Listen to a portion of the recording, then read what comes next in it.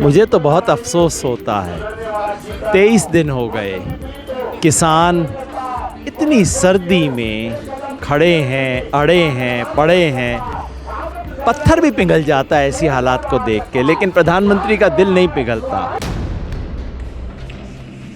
सरकार की हालत तो ख़राब है, लेकिन प्रधानमंत्री की नाक का मामला है, इसलिए बार बार उल्टे रास्ते निकालते हैं कि संशोधन कर देंगे। अरे हमने संशोधन मांगा ही नहीं। अब नरेंद्र मोदी को नरेंद्र मोदी से वार्ता करने की ज़रूरत है कि भाई मेरा नाक बड़ा है कि प्रधानमंत्री इतने सारे किसानों का दुख सुख बड़ा है, बस ये बात तय हो जाए तो सारी वार्ता सफल हो जाएगी।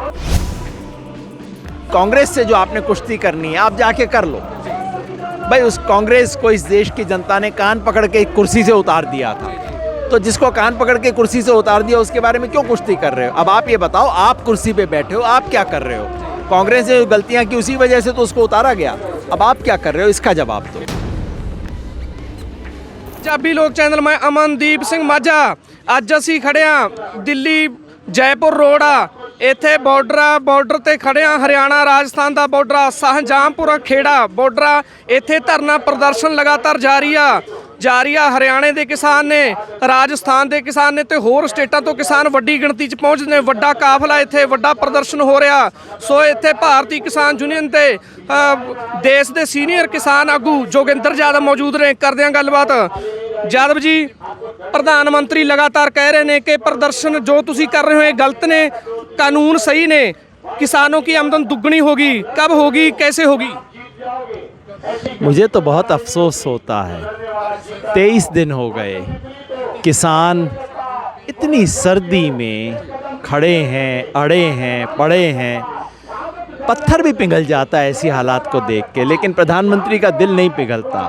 क्योंकि मुझे लगता है प्रधानमंत्री ने अपने अहम को, अपनी नाक को किसानों के दुख दर्द से बड़ा समझ लिया है।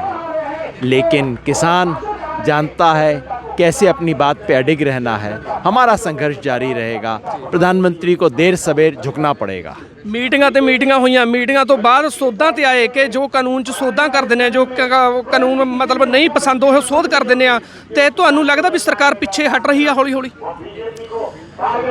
सरकार की हालत तो ख़राब है, लेकिन प्रधानमंत्री की नाक का मामला है, इसलिए बार बार उल्टे रास्ते निकालते हैं कि संशोधन कर देंगे। अरे हमने संशोधन मांगा ही नहीं। हम तो कह रहे हैं कि तीनों कानूनों को खारिज करो। खारिज करेंगे तो प्रधानमंत्री की नाक का मामला है। तो अब वार्ता किसान और कृषि मंत्री में करने की ज़रूरत नहीं है। अब नरेंद्र मोदी को नरेंद्र मोदी से वार्ता करने की ज़रूरत है कि भाई मेरा नाक बड़ा है कि प्रधानमंत्री इतने सारे किसानों का दुख सुख बड़ा है, बस ये बात तय हो जाए तो सारी वार्ता सफल हो जाएगी। ਪ੍ਰਧਾਨਮੰਤਰੀ ਨਰਿੰਦਰ ਮੋਦੀ ਨੇ ਕਲਿੱਪਾਂ ਦਿਖਾਈਆਂ ਕਿ ਕਿਸਾਨ ਖੁਸ਼ ਨੇ, ਦੂਜੀਆਂ ਸਟੇਟਾਂ ਦੇ ਕਿਸਾਨ ਇਹ ਕਾਨੂੰਨ ਤੋਂ ਖੁਸ਼ ਨੇ। ਉਹ ਕਿਵੇਂ ਦੀਆਂ ਕਲਿੱਪਾਂ ਨੇ?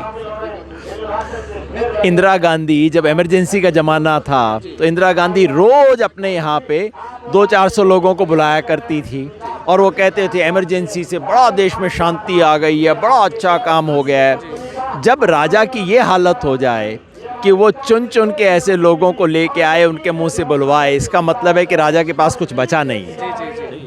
यादव जी, ਅੱਗੇ ਤੋਂ ਅੱਗੇ ਜਾ ਰਹੇ ਹਾਂ, ਕਿਸਾਨ ਯੂਨੀਅਨਾਂ ਵੱਡੇ ਧਰਨੇ ਪ੍ਰਦਰਸ਼ਨ ਕਰ ਰਹੀਆਂ ਨੇ ਤੇ ਕਿੰਨਾ ਕੁ ਸਮਾਂ ਕਰਦੀਆਂ ਰਹਿਣਗੀਆਂ? ਪੂਰੇ ਖੇਤੀ ਕਾਨੂੰਨ ਹੀ ਰੱਦ ਕਰਵਾਉਣੇ ਜਾਂ ਸੋਧ ਸੂਧ ਤੇ ਖੜ ਜੂ ਕੰਮ? नहीं, रद्द तो करवाने हैं और संशोधन पे कोई राजी नहीं है। यहाँ इतना मुश्किल से इतने वक्त बाद आए हैं, उसमें छोटी छोटी कैंची चलवाने नहीं आए हैं, इनको कूड़ेदान में डलवाने के लिए आए हैं। किसान बिल्कुल साफ कह रहा है, तीनों कानून रद्द करो और अगर हमें सौगात देनी है, गिफ्ट देनी है तो वो दो जो मैं मांग रहा हूँ। और मेरी मांगी हुई सौगात ये है कि मुझे अपने फसल के लाभकारी मूल्य का MSP की लीगल गारंटी दो, लिख के दो, ये दो।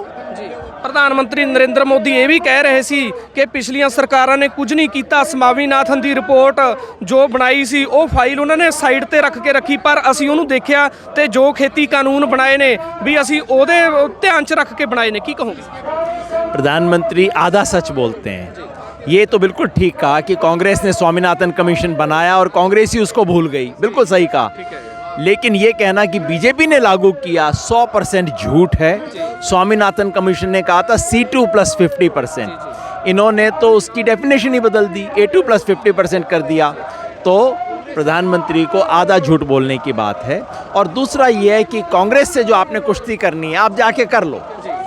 भाई उस कांग्रेस को इस देश की जनता ने कान पकड़ के कुर्सी से उतार दिया था, तो जिसको कान पकड़ के कुर्सी से उतार दिया उसके बारे में क्यों कुश्ती कर रहे हो? अब आप ये बताओ, आप कुर्सी पे बैठे हो, आप क्या कर रहे हो? कांग्रेस ने गलतियां की उसी वजह से तो उसको उतारा गया, अब आप क्या कर रहे हो इसका जवाब दो। किसान जथेबंदी की अगली रणनीति की होगी जादव जी? हमारी रणनीति बड़ी सिंपल है, हम दिल्ली के 4 कोनों से अपनी आवाज़ उठाएंगे, शांति से, बिना कोई हिंसा किए, बिना इधर के मामले में उलझे हुए हम उठाएंगे। और हम देखना चाहते हैं कब सरकार को सुनाई देता है। ठीक है जी। सो ਇਹ ਸਨ ਕਿਸਾਨ ਆਗੂ ਜੋਗਿੰਦਰ ਯਾਦਵ ਜਿਨ੍ਹਾਂ ਨੇ ਕਿਹਾ ਕਿ ਅਸੀਂ ਸਰਕਾਰ ਤੱਕ ਆਪਣੀ ਆਵਾਜ਼ ਬੁਲੰਦ ਕਰਦੇ ਰਹਾਂਗੇ, ਜੋ ਵੀ ਖੇਤੀ ਕਾਨੂੰਨ ਨੇ ਇਹਨਾਂ ਨੂੰ ਰੱਦ ਕਰਵਾ ਕੇ ਹੀ ਹਟਾਂਗੇ। ਤੁਹਾਨੂੰ ਜਾਣਕਾਰੀ ਦੇ ਦਈਏ ਕਿ ਅਸੀਂ ਹਰਿਆਣਾ ਰਾਜਸਥਾਨ ਬਾਰਡਰ ਤੇ ਆ, ਜਿੱਥੇ ਜੋਗਿੰਦਰ ਯਾਦਵ ਨੇ ਸੰਬੋਧਨ ਕੀਤਾ। ਵੱਡਾ ਇਕੱਠਾ, ਵੱਡੇ ਧਰਨੇ ਪ੍ਰਦਰਸ਼ਨ ਇੱਥੇ ਜਾਰੀ ਨੇ, ਵੱਡੀ ਗਿਣਤੀ ਵਿੱਚ ਕਿਸਾਨ ਪਹੁੰਚ ਰਹੇ ਨੇ। ਇਕਬਾਲ ਸਿੰਘ ਫੱਗੂਵਾਲਾ ਨਾਲ, ਗੁਰਪ੍ਰੀਤ ਸਿੰਘ ਗਰੇਵਾਲ ਨਾਲ, ਅਮਨਦੀਪ ਸਿੰਘ ਮਾਝਾ, ਪੰਜਾਬੀ ਲੋਕ ਚੈਨਲ।